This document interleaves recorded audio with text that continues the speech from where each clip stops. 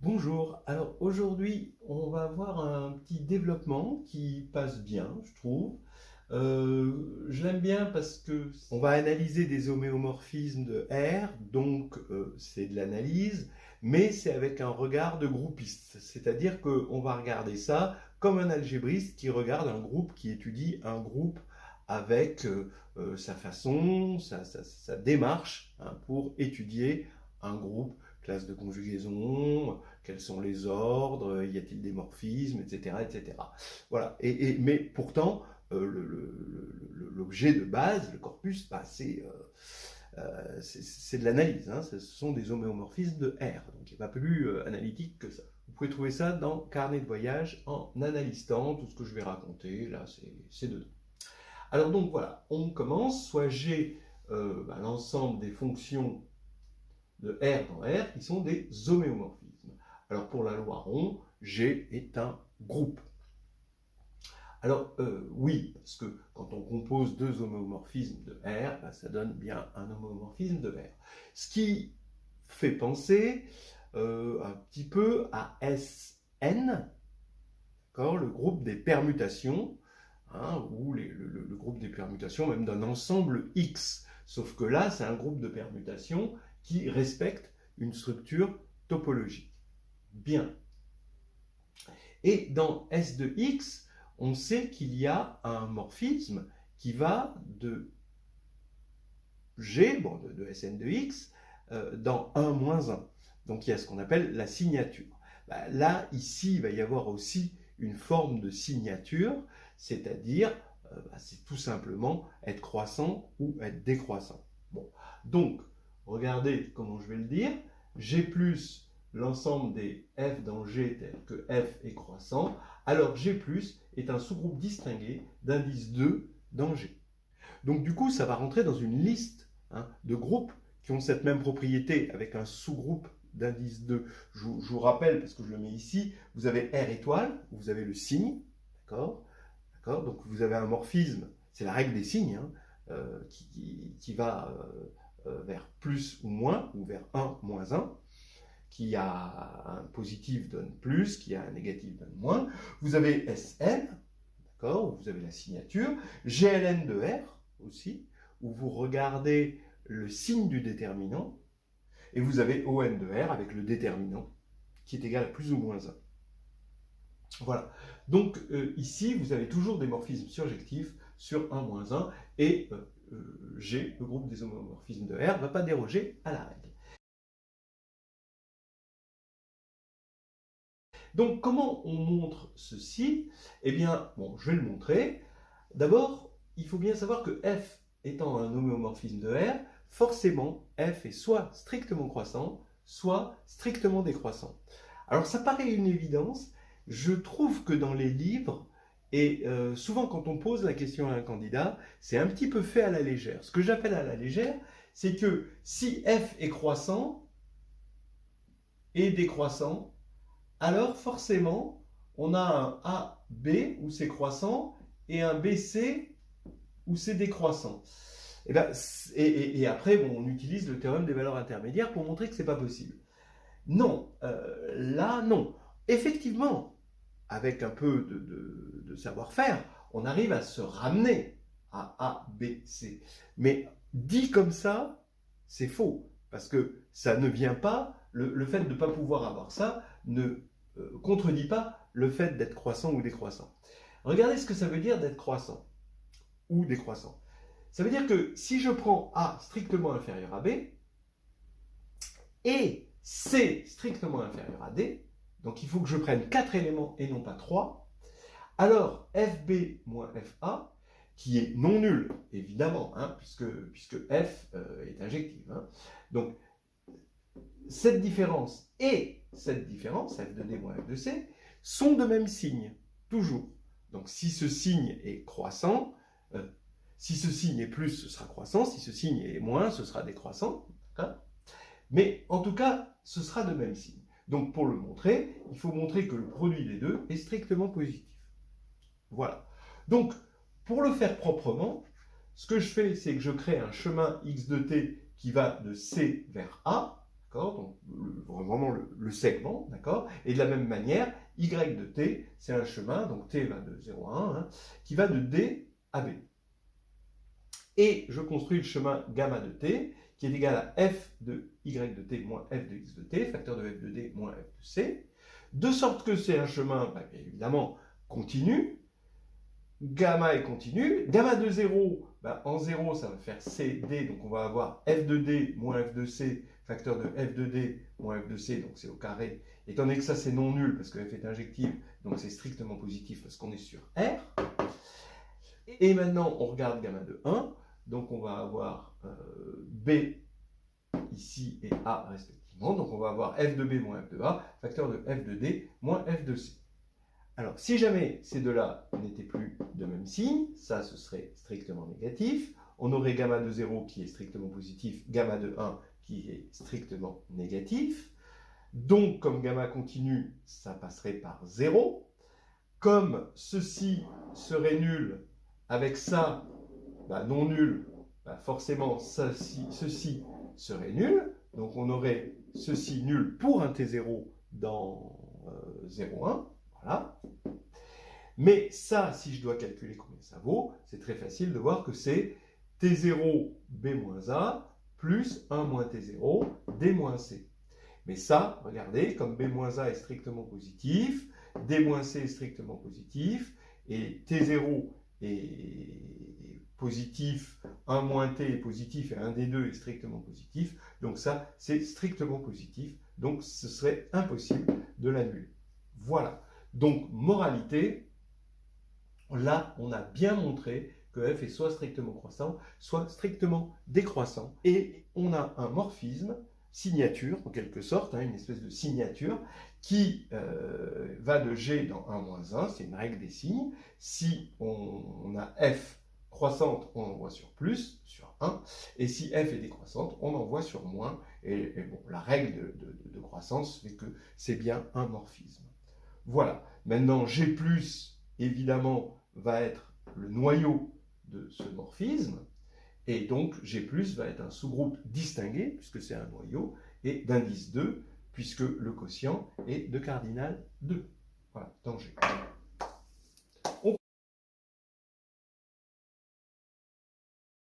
Donc, dans la démarche de regarder l'ensemble des homomorphismes de R comme un groupe dans la loi rond, on va se poser la question d'abord, est-ce qu'on a des éléments d'ordre fini?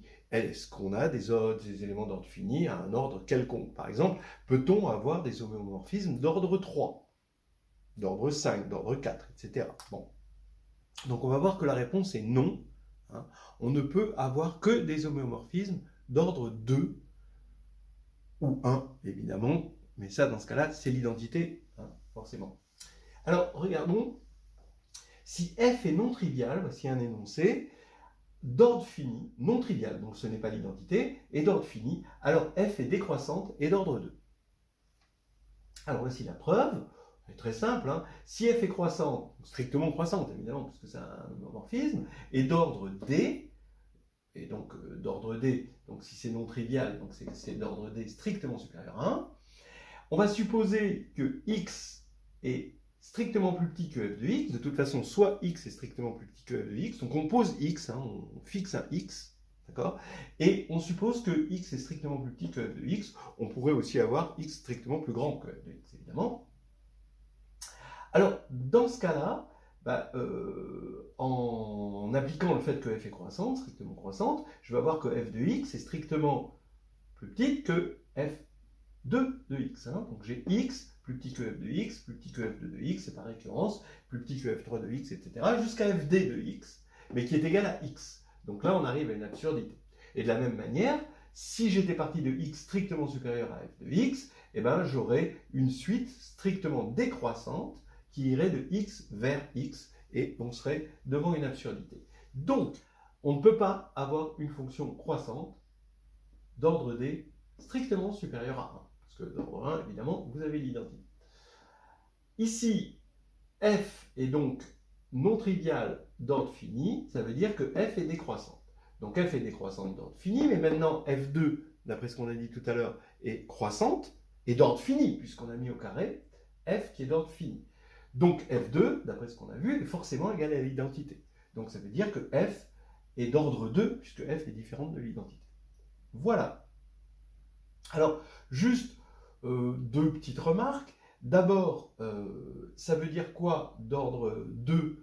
Vous voyez un exemple de fonction décroissante, on peut en construire comme on veut, parce que ça veut dire, comme f est d'ordre 2, ça veut dire que si f de x est sur le graphe, d'accord, vous avez un point sur le graphe, alors f de x est sur le graphe, puisque f de x, ça fait x, puisque f2 est égal à l'identité.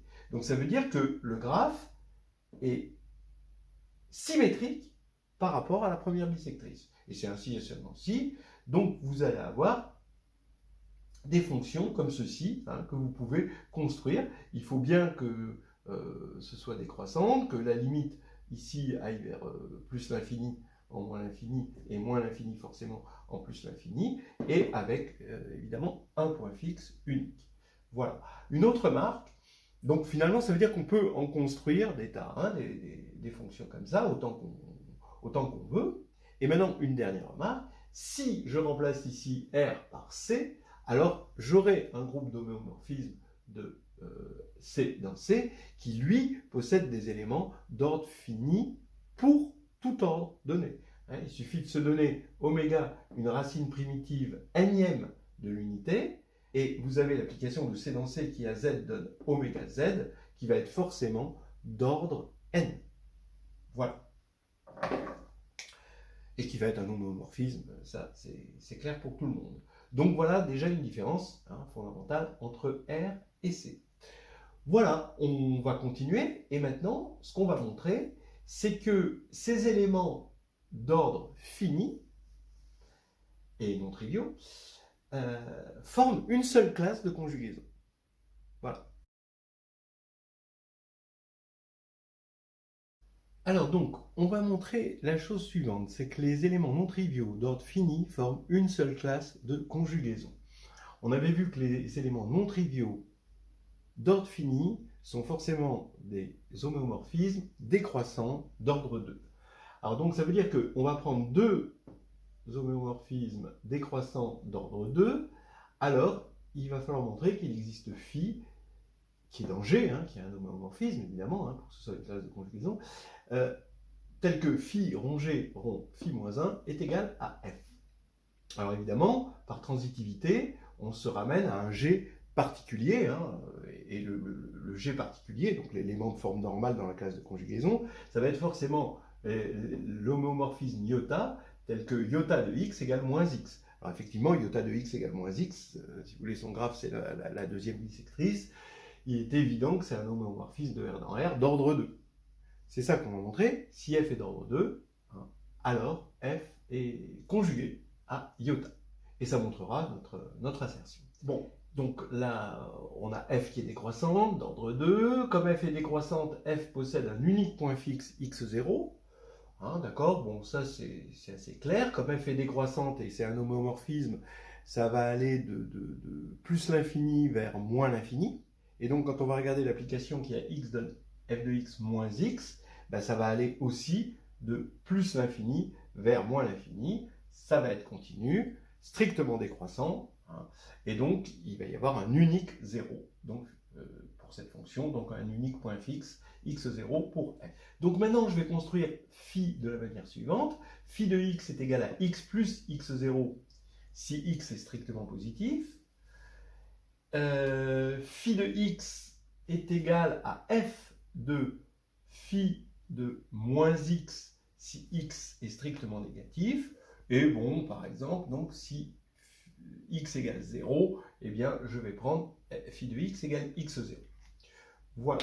Alors, j'affirme que phi appartient bien à G, d'une part, donc ça, ce qui n'est pas tout à fait trivial, surtout qu'on a défini phi sur deux intervalles, et que phi rond iota rond phi moins 1 est égal à f, ce qui fait que iota va bien être dans la même classe de conjugaison que f pour G. Alors d'abord, qu'est-ce qu'il faut montrer? Que phi appartient à G. Donc il faut montrer que phi est continue, strictement croissante, surjective. D'accord? Donc ça établira qu'on a bien un homéomorphisme. Alors phi est continu. C'est continu sur R plus étoile, sur R moins étoile, ça c'est clair, comme composé ici de fonctions continues. Maintenant, il faut regarder si c'est bien raccord en 0. Donc maintenant, est-ce que c'est continu en 0? En 0 plus, la limite, vous voyez, donc en 0 plus, on regarde cette formule, donc la limite c'est x0. En 0 moins, on regarde cette formule, mais ça va devenir 0 plus, donc ça va devenir x0, et on a f de x0, mais justement, on a choisi x0 comme étant un point fixe, donc f de x0, c'est égal à x0, et donc finalement, phi de 0 plus et phi de 0 moins coïncident, ce qui fait que ça va être continu en 0, et donc continu sur R tout entier. Maintenant, c'est strictement croissant, oui.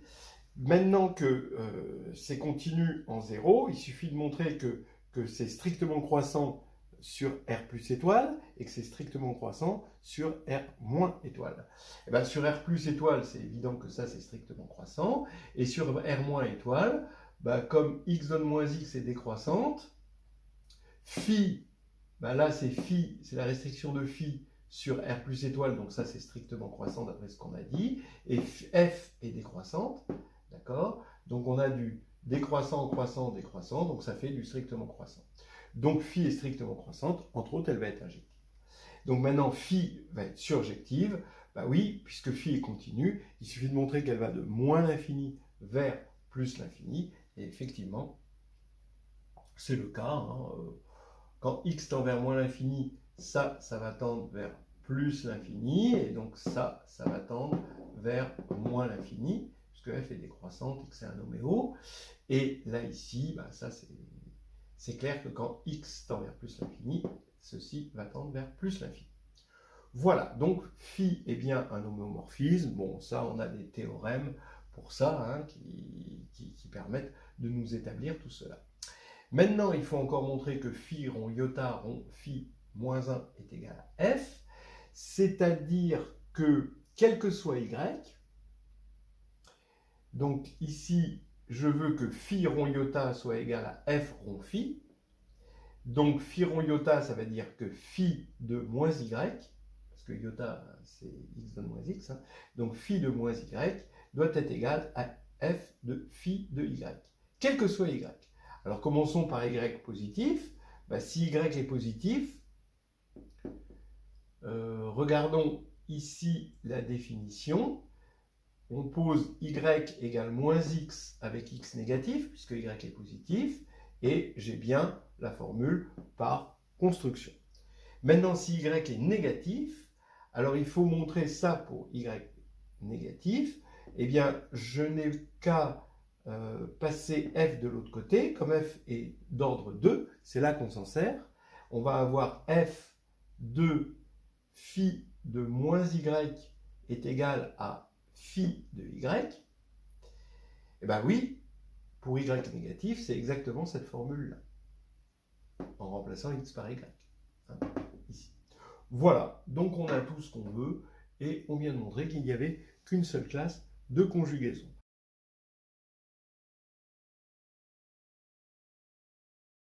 Alors une dernière chose dont on va parler, je vous laisserai la preuve, de compléter la preuve, de toute façon c'est exactement comme ce qu'on a fait tout à l'heure, c'est qu'il existe une unique classe de conjugaison dans G de fonctions sans point fixe. D'accord?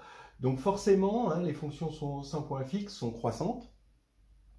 Vous en avez comme ceci ou comme cela, d'accord? Et on peut imaginer, le tout c'est qu'elle soit croissante comme ça, qu'elle aille de moins l'infini vers plus l'infini, et qu'elle ne touche pas la première bissectrice. Donc vous voyez que ça va aller de deux côtés. Alors comment on va faire pour montrer ce truc-là? Eh bien d'abord, la forme normale qu'on a vue tout à l'heure, c'était iota de x égale moins x. Là ici, la forme normale, ça va être tout simplement x donne x plus 1. D'accord? Donc x donne x plus 1, qui effectivement est un homéomorphisme croissant, et évidemment sans point fixe. On va se ramener, on va ramener toutes les fonctions comme ceci, f, qui sont sans point fixe, à cette forme normale-là, en conjuguant par un phi dans G. Alors, regardez, si f est sans point fixe, f de 0 n'est pas égal à 0. D'accord? Donc il est puisqu'il n'y a pas de point fixe. Donc il est soit strictement positif, soit strictement négatif. S'il est strictement négatif, ben, on peut conjuguer par iota et obtenir f de 0 strictement positif. Donc là, ça c'est voilà, hein, ça c'est facile. Je vous laisse vérifier, hein, je vous laisse remplir l'épreuve. Hein. De toute façon, c'est dans le carnet de voyage en analyse temps. Donc on se ramène à f de 0 strictement positif. Maintenant, on regarde la fonction phi. Alors, cette fois-ci, phi ne va pas être comme tout à l'heure construite sur deux intervalles, c'est-à-dire là c'était R+, et R- étoile. Là, ça va être sur des intervalles de type alors, n plus 1. Voilà.